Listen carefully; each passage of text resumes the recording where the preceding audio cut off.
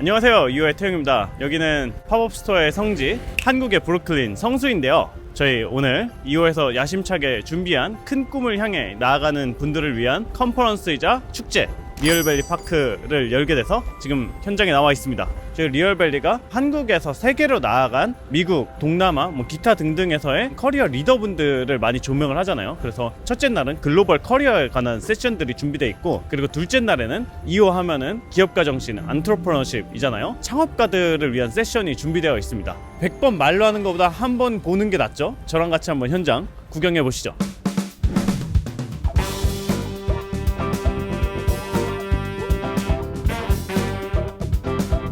나에게 익숙하지 않은 환경에 가서 꼭 도전해 보셨으면 좋겠습니다.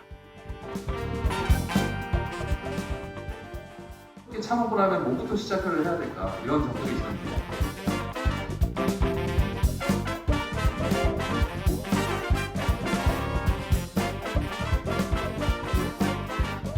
저 또한 그런 생각들이 굉장히 많았죠. 그래서 제가 스탠퍼드를 갔을 때도 이 환상을 갖고 간 것 같아요. 지금 이제 기획자를 준비하고 있는데 취업 준비하는 강의 선생님께서 이 유튜브 채널 추천해 주셔가지고 이제 실리콘밸리 인터뷰 영상을 찾아보다가 한번 와서 경험을 해봐야겠다 싶어가지고. 안녕하세요. 저는 부산에서 브랜드 컨설팅 하고 있는 김성은이라고 하고요. 좀 다양한 각도에서의 좀 글로벌 트렌드 인사이트 얻고 싶어서 참여하게 됐습니다. 부산에서 오신 거예요? 맞아요. 오늘 아침에? 맞아요. 새벽 5시. 네.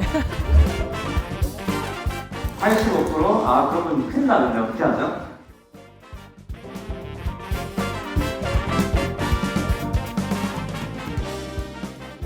테크 분야를 이제 주로 취재하다 보니까 테크 분야 안에서도 좀 조직 문화에 관심이 많이 생겼어요. 그래서 지난 2년간은 회사의 첫 실리콘밸리 특파원으로 실리콘밸리 현지에서 빅테크 기업을 취재하고 돌아왔습니다. 지난해 같은 경우에 구글에서 지금 1인당 순이익이 50만 불 정도가 나왔어요. 그런데 엔비디아 같은 경우는 작년에 101만 불의 수익이 나왔거든요. 인당 낼 수 있는 순이익이 2배가 되는 거죠. 젠슨항이 최근에 5월 달에 이런 말을 했어요. 우리는 지구상 가장 작은 대기업입니다. 엔비디아는 지난해 기준 한 29,600명이래, 사람이. 그런데 구글 같은 경우 18만 명이잖아요. 그러면 어떻게 이렇게 적은 인원이 이 많은 생산성을 낼 수 있는 거지? 여기에서 이제 비밀을 계속해서 찾으려고 하는 거예요. 조직도가 없는 조직이라는 게 굉장히 특징인데요. 젠슨항은 보고를 직원들한테 60명으로부터 받는데, 근데 여기에서 가장 중요한 것은 60명에게 보고를 받되 1대1 보고를 완전히 없앤 거예요. 근데 젠슨항이 봤을 때 1대1 보고가 생기면 그 두 사람만의 비밀이 생기고 그것 자체가 위계가 되면서 다른 직원들이 계속 소외되는 결과를 만든다고 생각해요. 그러다 보니까 다른 직원들과 비전을 공유하는 데 문제가 되고 계속해서 허들을 만드는 거거든요. 결국에 많은 계층을 만들면서 속도를 늦추게 하고 비용을 치르게 된다는 거예요.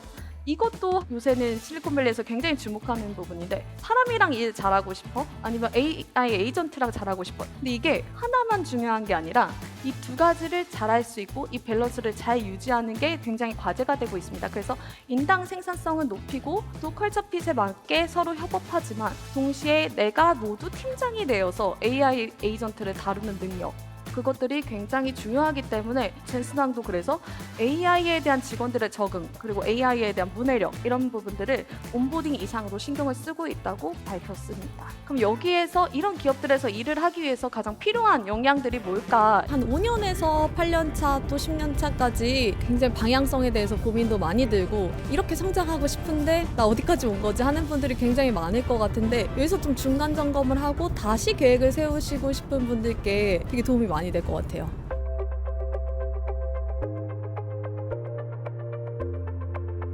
그냥 결론부터 빨리 말씀드리면은 스타트업이 가야 될 길은 요거밖에 없다라는 생각을 하고 있거든요.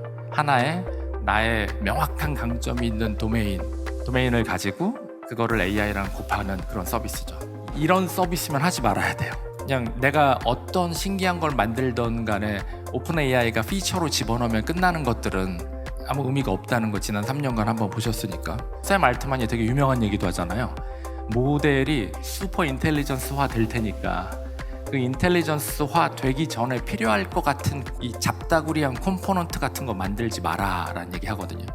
그러면서 되게 괘씸한 말을 하죠. do not bet against us라고 그러거든요. 근데 맞는 얘기죠. 이 슈퍼 인텔리전스가 만들어져서 걔가 모든 걸 해결할 거니까 잡다구리한 거 만들면서 하지 말고 이 미래 발전상에 더 익스포넨셜하게 따라가면서 너네도 사업 모델을 맞춰라라는 얘기를 하죠. 그래서 자신들의 핵심 고객이나 핵심 서비스 이것들을 명확하게 가진 채로 AI를 집합 요소로 이용해 가지고 이렇게 수직 통합하는 거, 저는 이제 2025년부터 굉장히 큰 장이 서는 해라고 생각하고 있는데 그 타이밍도 놓치시지 않길 바라고요. 여러분이 어떤 사업을 하더라도 모두가 다 주가가 막 올타임 하이를 찍는 그런 영광의 순간들만 보고 사업이 저렇게 해야 되는데라고 하지만 사실 진짜 사업은 그 전에 신념을 가지고 남들이 안 된다고 하는 부분들을 10년을 희생한 부분에 진짜 밸류가 다 깔려 있거든요. 그 깔린 밸류는 아무도 못 훔쳐가요. 지금 그냥 재고 말고 할 거 없이 여러분만의 도메인에서 뭐 하나 잡고 시작하시고 시간 꽤 투입하시면 이 타이밍 안 놓치실 수 있을 거라고 제가 마지막으로 말씀드리고 마치겠습니다.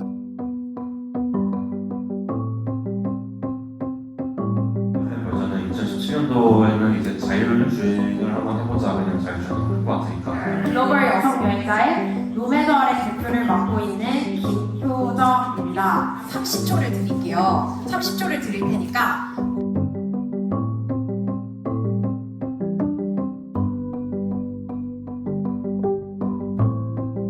경험을 토대로 만든 아이디어이기 때문에 환자도 어깨에 무리가 없이 쓸 수 있어야 한다. 그래서 무조건 가벼워야 한다고 생각했습니다. 저도 엔지니어 출신이었다 보니까 사실 저는 그 기술에 목매는 경험을 너무 많이 했던 것 같아요. 그러니까 기술이 목적이 되는. 근데 그 부분이 저는 시행착오에서 시간을 정말 많이 버렸던 것 같거든요. 그래서 지금도 그 AI라는 그 기술에 너무 포커스를 해서 이 기술을 어떻게 쓸까로 전 접근하면은 좋은 프로덕트를 만들기 정말 어렵다는 생각이 들어요. 저는 그 반대로 사실 전 정말 좋은 수단이 있는 거니까 글로벌하게 어떤 좋은 제품을 만드는 게 뭐냐라고 전 질문을 좀 이해했다고 하면은 글로벌하게 통용되는 문제가 뭐지? 저는 근데 제가 직접 겪고 있는 문제 요약을 잘 풀 수 있다고 생각하거든요.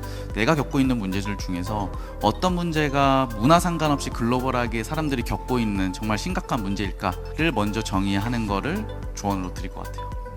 또 오늘 키워드가 글로벌이니까 알람이라는 분야에서는 글로벌 1위를 하고 있는 직업들이 워낙 많지만 수면 뭐 이렇게 시장의 전선을 넓혀가다 보면 거기서 이미 잘하고 있는 그리고 무섭게 뜨는 회사들이 굉장히 또 많을 거란 말이죠. 우리와 같은 문제를 풀고 있는 그런 다른 회사들에 대해 어떻게 생각하시는지, 특히 글로벌 경쟁을 해야 되는 상황에서. 저희는 좀 특이한 것 같아요. 그러니까 보통 경쟁사들이 일반 서드파티 앱인데 저희의 경쟁사는 사실 애플과 삼성의 기본 알람이라고 생각을 하거든요. 왜냐하면 그건 이미 액티브 유저가 10억 명이에요. 그러니까 너무 뺏어올 시장이 크고, 그래서 그런 측면에서 어떻게 이 기본 알람들을 쓰는 사람 뺏어오지? 그러니까 이게 좀 저희는 다른 접근인 것 같아요. 경쟁사가 어떻게 하는지는 사실 저희는 신경을 쓰진 않고요. 근데 경쟁사 걸 어떻게 뺏어올지는 신경을 많이 쓰는 것 같아요. 그건 저희가 계속 풀어야 되는 숙제인 것 같아서 고민 중입니다.